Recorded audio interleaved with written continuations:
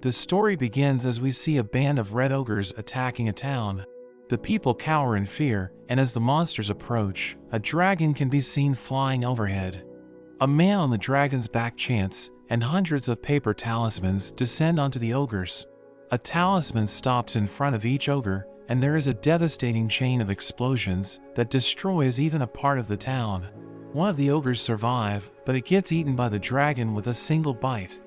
We learn that this is the world's strongest exorcist, who sought to be the greatest, but his search for power led the imperial court to fear him, and in the end, they betrayed him, even sending his favorite disciple to oppose him. In his final moments, he wishes he was more cunning, casting a secret reincarnation spell and swearing to do things better in his next life. We then meet a boy named Seika in the middle of a magic circle. His father performs a ritual to examine his power, but none of the elemental stones light up, meaning he has no magical power, and his brother Glai mocks him for being an embarrassment. We learn that he was reborn into a new world, where magic is completely different from his past spiritual arts.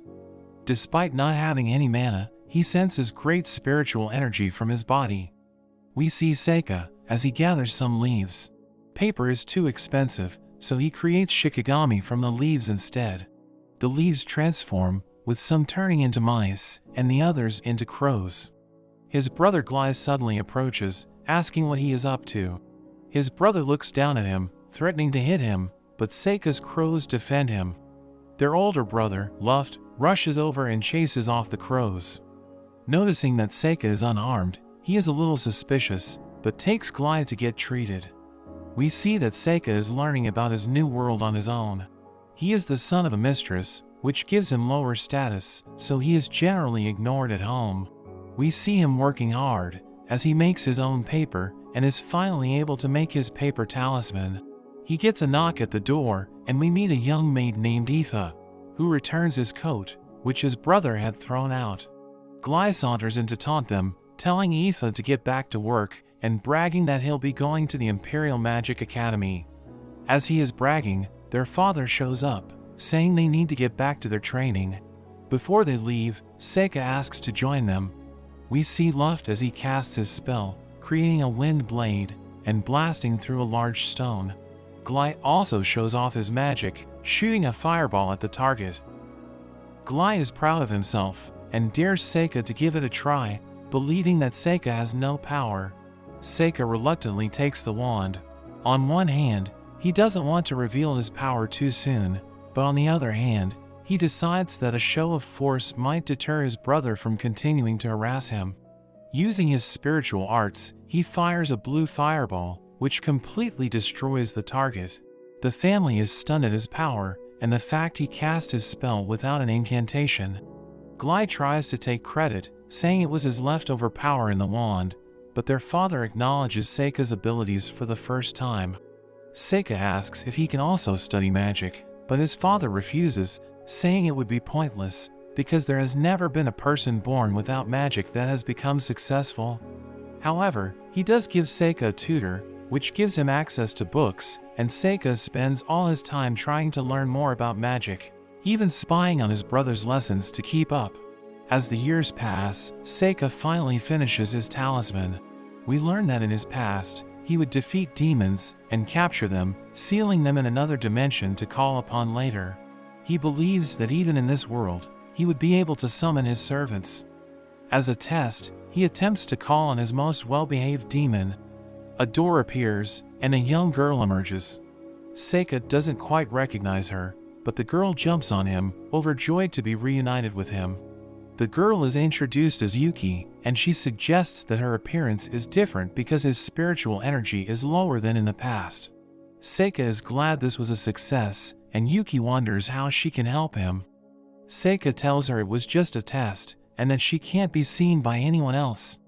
Yuki transforms into a tiny wolf, saying she is sick of the other dimension, and insists on staying with him. The next day, we see Glai as he yells at Aoife for spilling water on him. But his tone changes, and he suggests that she can find a way to make it up to him. Seika comes to her rescue, saying he has business with Aoife. His brother gets annoyed with him, trying to punch him, but Seika easily stops him and his brother storms away. Aoife thanks him and ends up leading him outside, showing him an injured bunny. She wonders if they could save it, and Seika tells her to turn away so he can focus. He takes a hair from the creature, and using his talisman, he successfully heals it. Aoife praises his talents, and Seika can see that she is also special. Aoife gets nervous, but Seika can tell that she can see the spirits of animals. Hearing that he can also see the spirits, Aoife reveals she can actually see the elemental spirits. But she finds it strange that those spirits seem to actively avoid him. He asks Aoife if she can command these spirits, and she remembers one time when the wind spirits were taking her laundry, but she yelled at them and they seemed to go away. Having studied this ability in his past, Seika can see Aoife's potential and offers to teach her about magic. Aoife says she doesn't have the mana to use magic, but Seika tries to teach her by summoning a soul flame and telling her to banish it. She tries asking it nicely and has no luck, but she eventually loses her temper, insisting it disappear, and the flame vanishes. Although she is weak, Seika can see she will be a great ally in the future. They become friends, and secretly train together from time to time. They continue to train over the next year, throughout all the seasons. On Seika's 12th birthday, there is no celebration as usual, and his father isn't even around. He tries not to let it bother him, and surprisingly his brothers approach him with wooden swords. Glai, as usual, reminds him of his unworthiness, and tells him his only option in life is to join the army. Luff clarifies, and says that they want to help him learn how to fight with a sword. Suddenly, the mates warn them that a monster is headed toward the house and their father is away. Seika can sense that it's coming, as we see in the forest, the head of a giant elder newt emerging. Dial runs off terrified, and Luff tells everyone to find safety, but Seika heads outside, and we see that the beast is locked onto Aoife. Seika rushes to help, but as the monster attacks, it gets repelled by a flame. Seika is impressed Aoife managed to command the flame, and he proceeds to lure the beast away from the house. It lunges at him, as everyone looks on in terror, but using his spiritual arts, he shoots a poison blast into its face. The beast falls, rendered completely disabled by the poison, and Seika prepares to tame it. Everyone is amazed at the feat, defeating the elder newt with a single attack, and they applaud his victory. He turns and waves, glad that his family finally seems to appreciate him, and he hopes that this will be the start of the life he had dreamed of. He has a feast thrown for him for the first time, and his father congratulates him on his accomplishment, saying that even veteran adventurers would have found the beast challenging to face. His father offers to reward him, so Seika asks him to allow him to study magic at the Royal Academy. His father thinks to how he always diligently studied magic on his own, and agrees with the request. However, his father warns him that even though they are nobles, he will still need to pass the entrance exam on his own merits. Seika goes on to request for Aoife to attend the academy as well as his attendant, wanting to keep her unique ability around. Aoife panics hearing this, but his father tells him it would be pointless because Aoife has no magic. So Seika decides to show off their training. He hands Aoife his wand, instructing her to command as many spirit flames as she can and pretend to cast Flame Note. She commands the flames and follows his instruction, shooting an impressive blast. Glai is shocked she could use intermediate magic, and their father accepts Aoife going as well. Glai objects to his father's decision, saying it would be breaking tradition to send two brothers on the same path to the academy. His father agrees with this, and tells him he will be joining the Imperial Army instead, because he had always played with his sword instead of improving his magic over the years. Glai can't accept this, and challenges Seika to a duel, to see who gets to go to the academy. Their mother tries to stop them, but Seika accepts the duel, and their father decides their duel will take place in the morning. Back in his room, Yuki appears, commenting on the drama. There is a knock at the door, and he gets a visit from Luft. His brother wishes him a late birthday, and even gives him a gift. Because he always studied diligently, the gift is a glass pen. His brother goes on to apologize for being distant to him, but is glad he turned out into a fine young man. He asks him to take it easy on Glai during their duel, and wishes him luck at the academy. Later that night, Seika's window gets blown open, and Glai demands for their duel. He couldn't wait for the morning and didn't want to follow their father's rules. He says that Seika just got lucky that a monster appeared, and he lucked into defeating it. Glai attacks with his flame note, engulfing Seika in flames, showing he can also use intermediate magic, but it has no effect on him. Glai follows up with his wind lance, but it's stopped by a barrier. Seika takes out a paper talisman, and Glai continues to attack to no avail. Seika commands Glai not to move, and he becomes completely frozen. Seika scrunches the talisman's arm, causing Glai to feel the same pain. Glai is confused about his powers, and is ultimately forced to concede. He passes out, and Yuki wonders if it was wise to let him see his power and live. But Seika says he promised Luft he would go easy. Seika thinks back to Glai calling him lucky, but it turns out this was all a part of his plan. We see that 6 months earlier, Seika summoned a gigantic cyclops named Muto. Despite its appearance, it is glad to be able to serve him once again, and Yuki boasts that she was the first one that was summoned.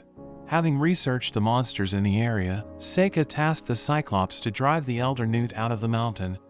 As he goes to pick up his brother, Yuki wonders why he doesn't show off his true powers, calling the people of this world weak. But he reminds her that it was the schemes of the weak that ended up getting him killed in his previous life, so he will not make the same mistake again. Sometime after, Seika and Aoife prepare to leave for the academy. Luft passes on their father's words, telling Seika to study hard, and Aoife to take care of him. The two leave, and along the way, Seika gives Aoife a necklace. She is overjoyed to receive it, and he tells her that they are mana stones which will help her draw in the elemental spirits. They are excited about their new adventure, but Seika starts to feel sick, getting struck with motion sickness, having trouble with carriages even in his past life. He starts to feel better as they approach the Academy City, a fortress dedicated to pursuing magical excellence. Back at their home, his father sees that Seika should be arriving at the Academy soon. He thinks back to 12 years ago, when Seika first arrived. A woman showed up at his door and disappeared after handing over her child. We learn that Seika is actually the son of his brother Gilbert, who became an adventurer after graduating from the academy, but they lost contact when his brother entered the infernal lands. Seika's black hair and eyes are rare in this country, and he started using magic when he was only 1, causing Luft to distance himself from him and Glai to become hostile. After finding out he has no mana, he has always known that there was something strange about Seika.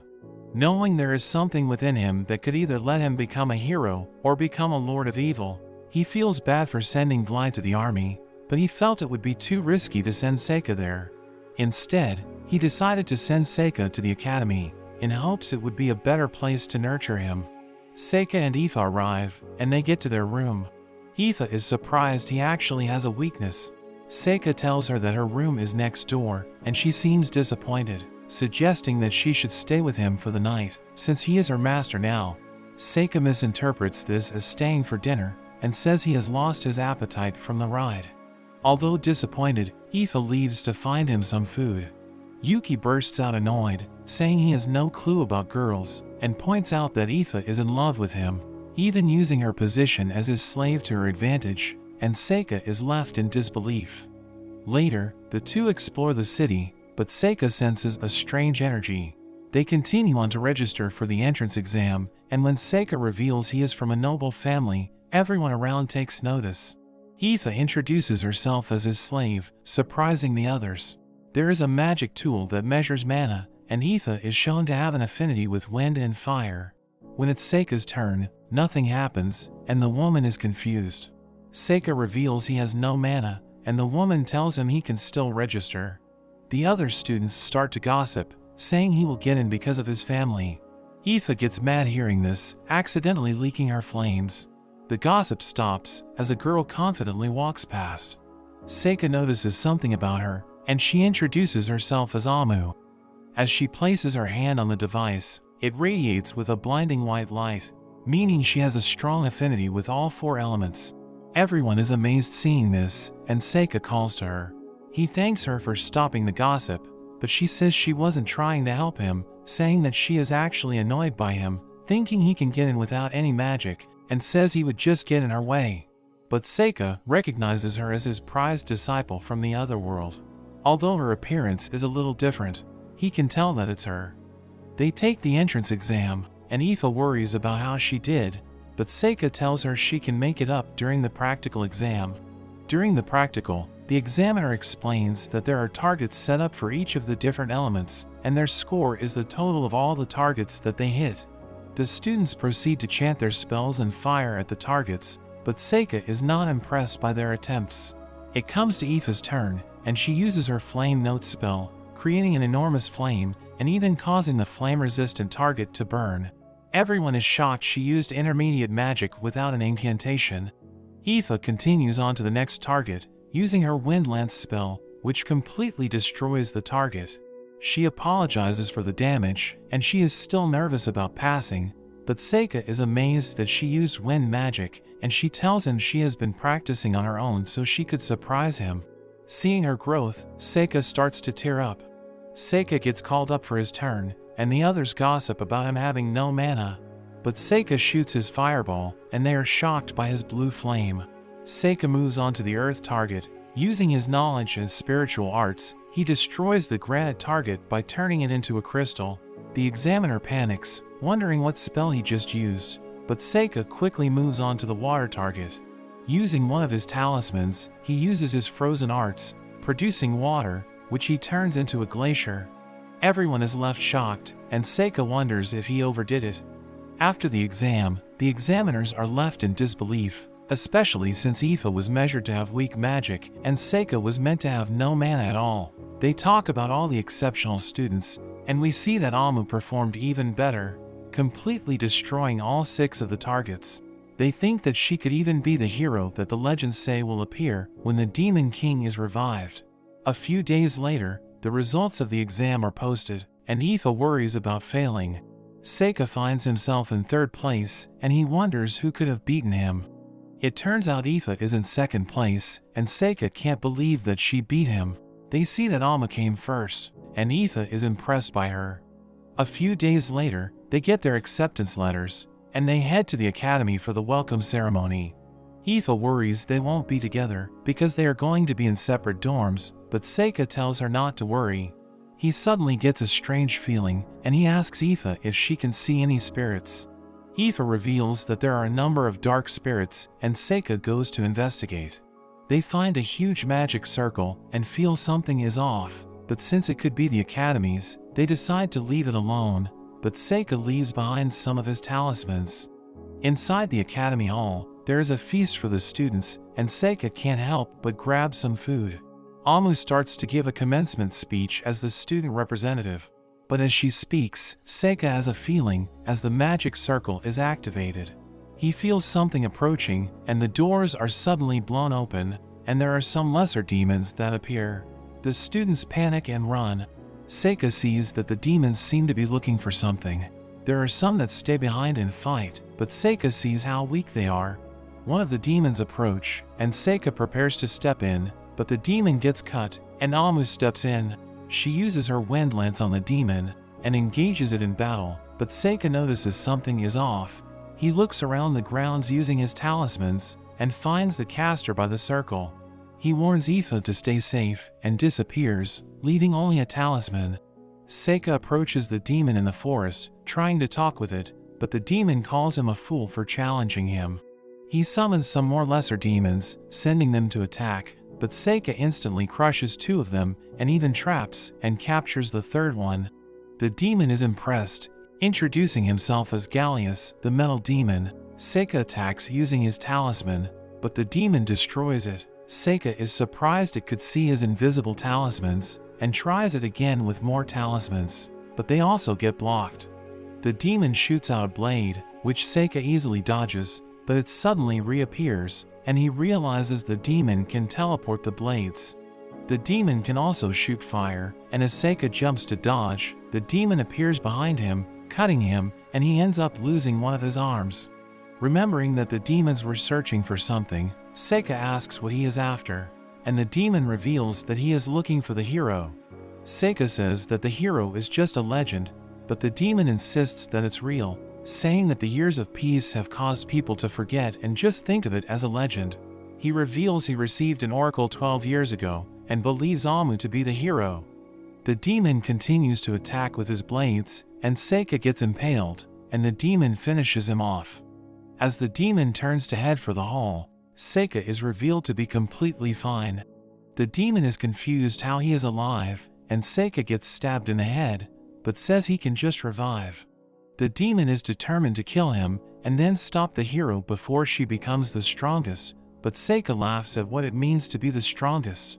The demon attacks, but Seika dodges and floods the area, creating a whirlpool, but the demon gets away using his teleportation.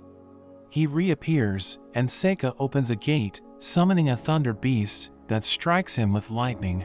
Having drenched the demon beforehand, Seika thinks the fight is over, but as the smoke clears, the demon is missing, and he suddenly gets stabbed from behind. But Seika says he is the one that caught him, and there is a huge explosion. Despite this, the demon survives, and starts to get back up, powering up, and says that Seika must be out of his talismans soon. But Seika reveals he has plenty to spare, saying he has been diligently making them for years. Deciding to bring things to an end, Seika opens the gate to one of his strongest servants, bringing out his dragon serpent. The demon is shocked to see such a beast, saying that even the demon king wouldn't have a dragon, as it rushes at him, and crushing him with a single bite. As Seika tries to call back the dragon goes wild, and it tries to get away. Seika gets his talismans after it, and manages to herd it back into its gate. Seika is surprised it rebelled against him, thinking it must be because of his weaker state in this body.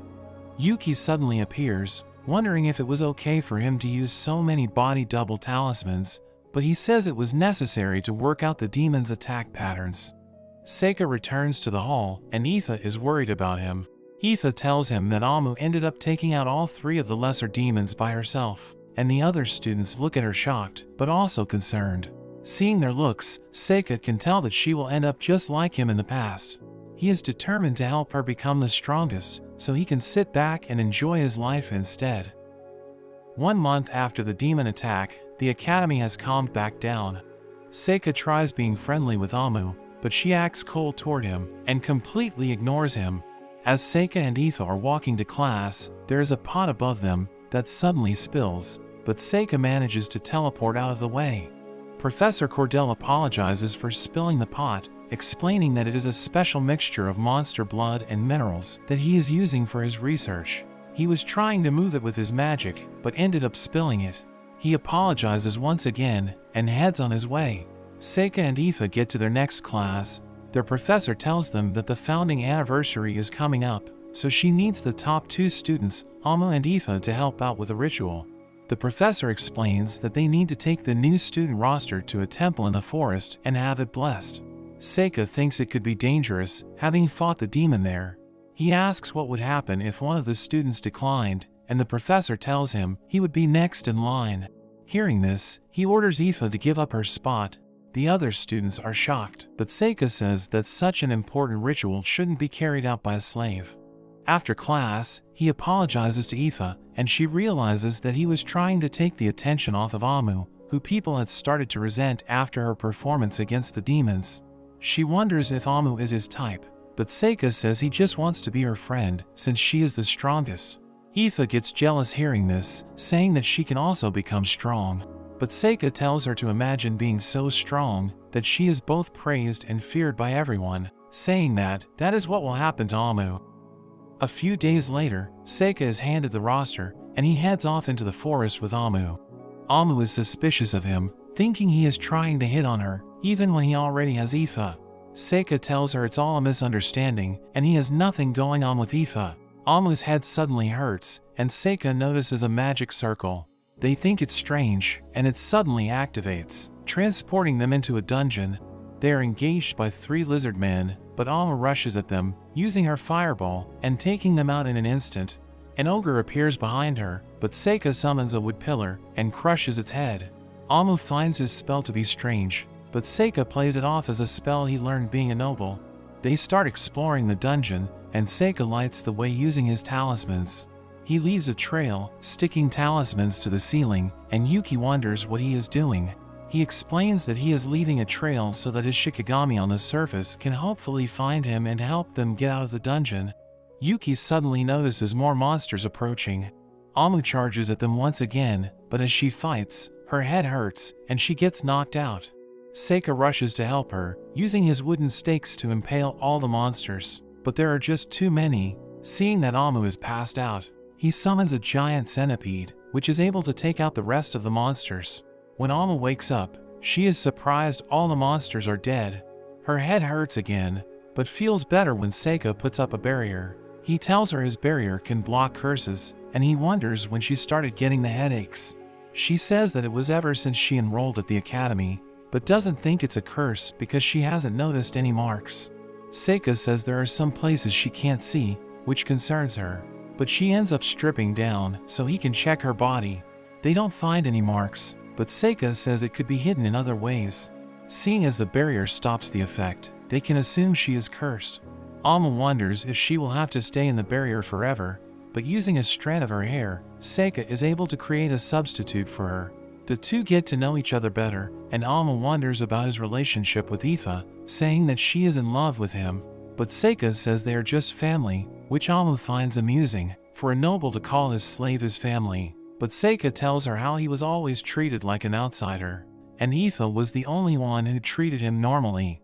Amu talks about her own family, but it seems to be a sensitive topic, so Seika asks her what she likes to do. She says that she likes to fight. She's loved fighting ever since she was young, but her parents found this weird, because most people would be scared of getting hurt or dying. She was even a part of a party that got wiped out, but she wanted more, and everyone thought there was something wrong with her. She came to the academy so that she could get stronger, hoping that if she became the strongest, fighting would get boring and she could be more normal. But after fighting with the demons, she had too much fun, so she thinks there is something wrong with her. But Seika tells her she isn't weird, and she thanks him for letting her vent. Seika finds the exit to the dungeon, and the two continue on through the dungeon. They come to the boss room and find a gigantic Naga monster. It spits acid out at Seika, but Amu distracts it with her wind lance, and Seika summons a metal spear to pin it down. Amu uses her fireball, causing a chain reaction and explosion. Amu takes the opening and stabs it in the head, finishing it off. After the battle, Amu hugs Seika. Overjoyed, they manage to take out a dungeon boss. They head to the treasure room, where they find a mithril sword, which Seika gives to Amu, and Seika gets a magical ring. The two finally manage to escape, and they report everything back to the professor. She didn't know there was a dungeon under the temple, and because the magic circle is gone, they aren't able to find the culprit. However, Seika pays a visit to Professor Cordell. After the demon attack and getting sent to the dungeon, Seika realized there must have been an inside man.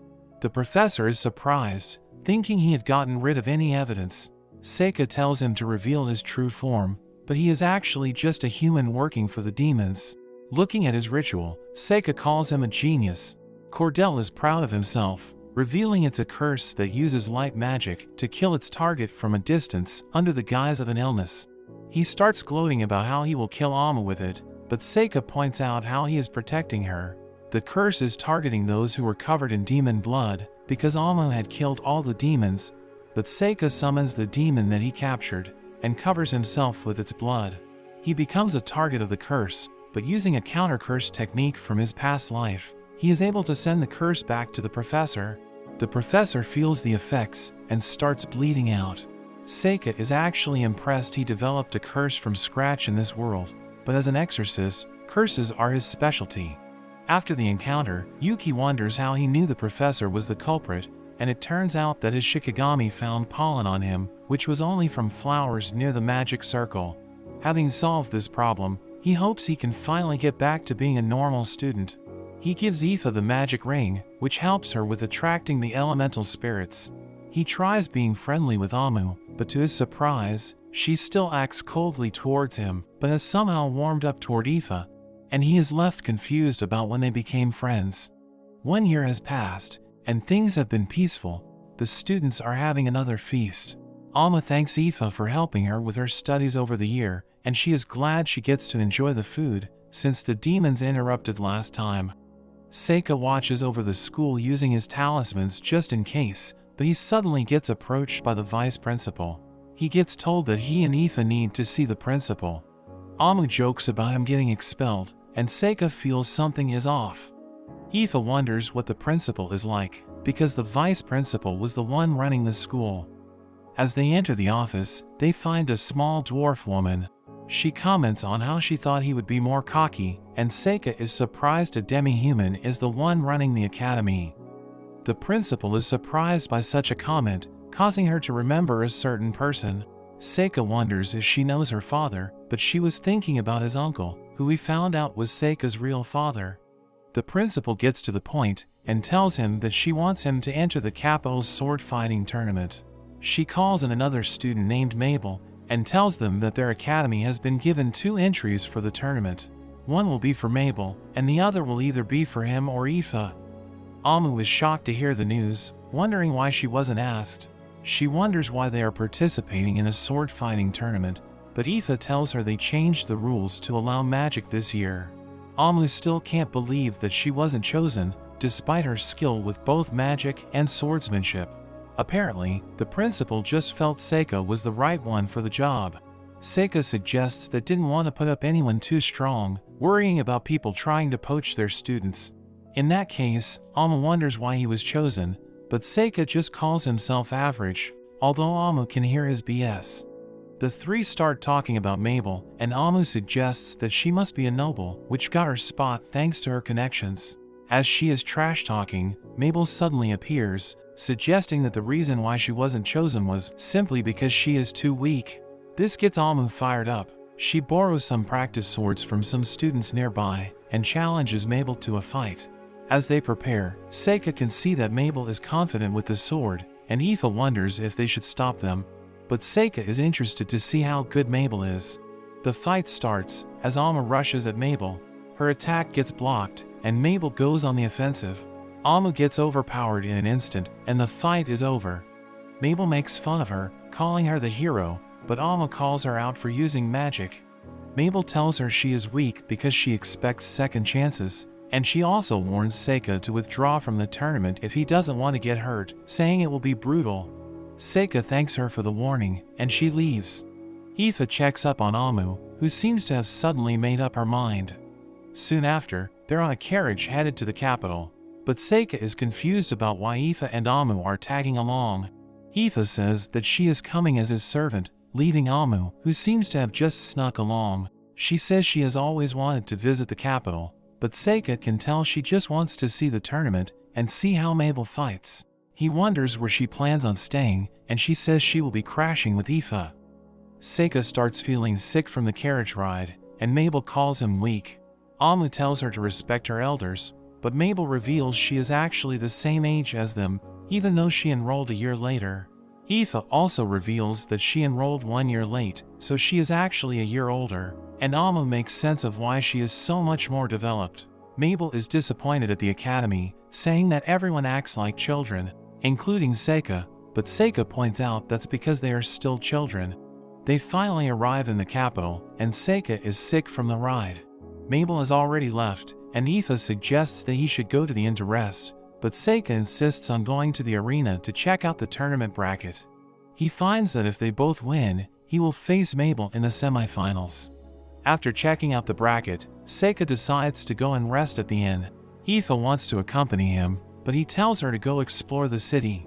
Amu suggests that he needs his special alone time, but he tells her not to be weird. After they leave, Seika prepares to find out why the principal insisted on choosing him for the tournament. The day of the tournament arrives, and the announcer talks about how the rules were changed to allow magic, and around half the participants are mages.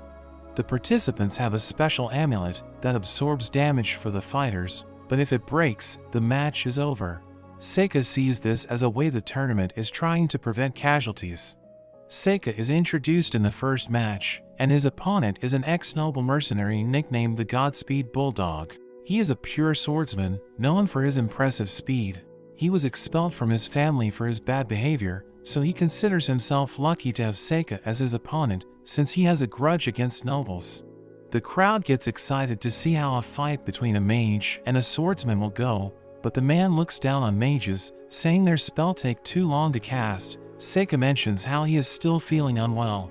The man thinks he is trying to make excuses, but Seika just means he plans to end things quickly. This angers the man, and the fight begins. And he instantly stabs Seika. But using his talisman, Seika gets behind him. He uses another spell, and instantly blows the man out of the ring. The fight is over, and Seika is declared the winner. The girls cheer for him, and the crowd is left wondering how things ended in a blink of an eye, while Seika thinks he might need to hold back a bit more in the future. When he is alone, Yuki appears, wondering how far he intends to go in the tournament and warning against standing out too much. She also worries that he is using up a lot of his talismans, but he says it's a necessity as he keeps watch over the two girls. As he joins the other two in the stands, the next round begins. We meet Burin, the prime disciple of a sage that is famous with using water magic, and his opponent Kyle, a guard for the leg rock merchants. Looking at his appearance, the crowd wonders how he will fight. When the match begins, as Burin prepares himself, he suddenly notices Kyle's glare. Seika realizes something is off and tries to get a better view. Kyle slowly approaches, as Burin stands completely frozen. Seika sees the fear in Burin's face, and Kyle just walks up and stabs him. Blood goes everywhere, and the crowd is shocked and confused. But despite the casualty, they all cheer for the spectacle, except for the trio. Seika gets a closer look at Kyle, and sees that he wields an evil eye, which gives him the ability to hex people with a single glance. Seika comes out for his second round, and his opponent is an enormous golem. It's enchanted with magical defenses, and its master gloats that it was specifically designed to fight against mages. She tells Seika he has no chance, and should just concede, but as the fight begins, Seika quickly summons one of his demons, which slashes right through the golem and disappears. For the spectators, it looked like Seika just used wind magic, and the woman is confused at what happened. Seika returns the favor, telling her she should concede, and he is declared the winner. After the match, Seika says it was a close one, but this is confusing to Yuki. Seika explains that summoners are banned, so if they noticed he summoned a demon, he would have been disqualified. As Seika returns to the stands, Aoife is worried for him. After seeing Kyle kill his opponent, she thinks Seika should just withdraw from the tournament. Seika assures her that he will be fine, and Alma comments on how quickly his fight ended, saying it's no fun to watch his fights. She wonders if he will join the Imperial Guard if he wins the tournament, but Seika says he intends to turn it down. Amu is relieved to hear this, although she tries not to show it. Seika says he isn't guaranteed to win, but Alma can't imagine him losing, while Aoife is still worried. The next match of round 2 begins, and it's Mabel's turn to fight. Her opponent is Horo, a highly skilled earth mage. When the fight begins, Horo attacks using his rock blast, but Mabel slices right through it. Horo is surprised, and continuously fires his rock blast, but Mabel is able to stop them all. Horo backs away and starts chanting to use his advanced magic. He summons a wall to protect himself, but Mabel throws knives and destroys the wall. Horo creates multiple walls, but Mabel knocks them down using her daggers. Alma wonders how she is doing it, and Seika thinks she must be using gravity magic to make her weapons heavier than the stones. She keeps destroying the walls, and Horo tries to counterattack, but Mabel charges at him and destroys his staff. Horo admits his defeat, and Mabel is declared the winner. The announcer calls Mabel the unstoppable hero, and Seika wonders why she is being called the hero. Amu tells him that Mabel was the name of the second hero, and she even uses the same weapon. But Seika comes to a realization. That night, we see a man sending off a carrier pigeon, but it gets intercepted, and Seika appears. He accuses the man of working for the devils, but the man pretends not to know what he is talking about. As he walks past, he tries to attack Seika, but he gets restrained by Seika's vines. Seika reveals he saw him talking with an information dealer, using one of his shikigami. Seika asks him about the message he was sending, but the man refuses, saying he will never talk, even if he was tortured. Seika summons one of his demons, Satori, and as the man looks at it, Satori is able to read the man's mind. Seika asks him questions, and we find out he is working for the devils. Seika guesses he is after the hero, and the man is surprised, because it should be a secret. Seika asks for the name of the hero he is after, and it turns out to be Mabel. Seika wonders why he thinks she is the hero, and it's because she matches the description given by their spy. But since Seika took out Cordell, they can no longer confirm. After learning all of this, he releases the man from his vines, but tells Satori he can eat him as a reward. The man is horrified, and gets devoured by the monster. Satori remarks that it had to be done, saying it's too dangerous to let him go, but he was actually reading Seika's mind, and Seika threatens him for doing so. Satori gets scared, and Seika opens his gate to send him back. Yuki appears, and Seika apologizes for scaring her.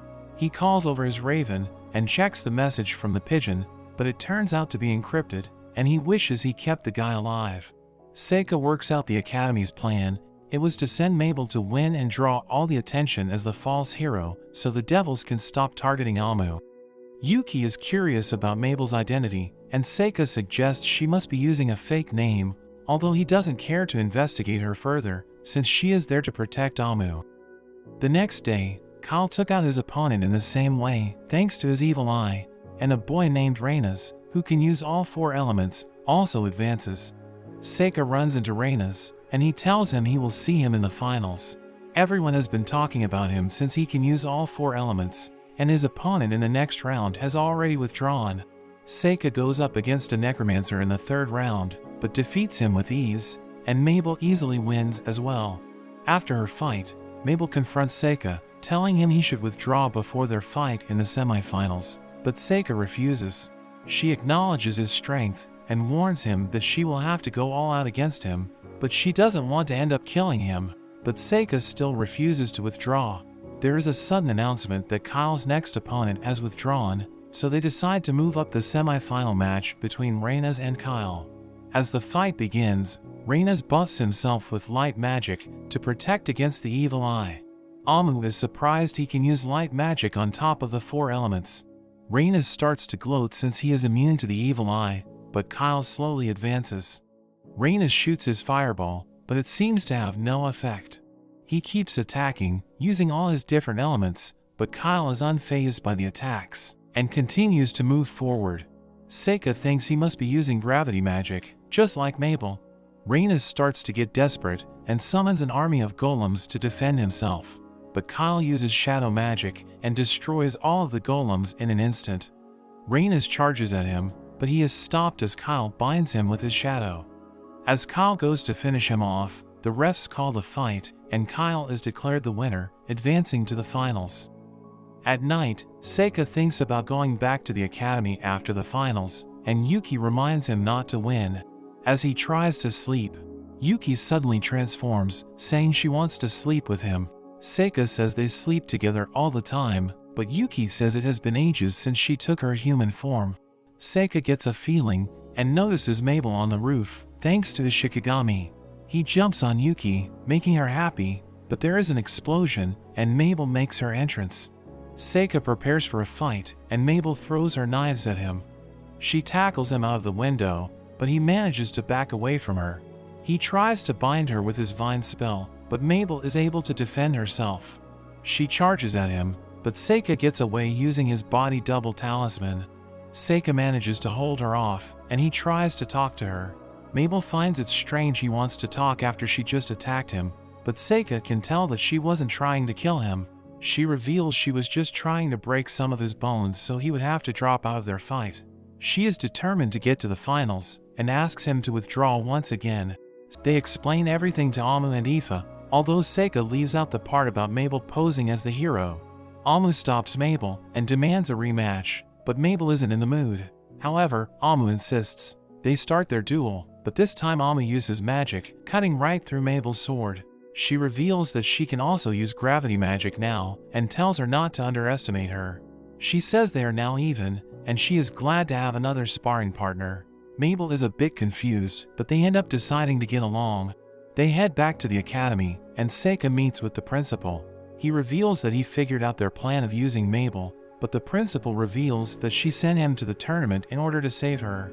She pitied her, seeing how talented she was, so she came up with a way to make her lose without dying. She calls Seika her trump card, but Seika wonders what she would have done if he had lost. She says she has been around for a long time and has a way of telling how strong someone is. Seika wonders just how old she is, but she calls him rude. However, she says that she stopped counting after she turned 300. The principal guarantees Mabel's safety at the academy, but tells him to show her the ropes, since this is a completely different life for her. Later on, Seika meets up with the crew, and Mabel has changed her hair back to its original color. Mabel tries to sneak away, but Seika calls her out. Mabel finds him too strict as a tutor, but Seika tells her she needs to study because she hasn't been able to pass the entrance exam. Mabel is in tears, and she begs Aoife for help, but Aoife says that Seika is actually going easy on her, and this leaves her stunned. Summer break approaches, and Alma wonders how the others will be spending it.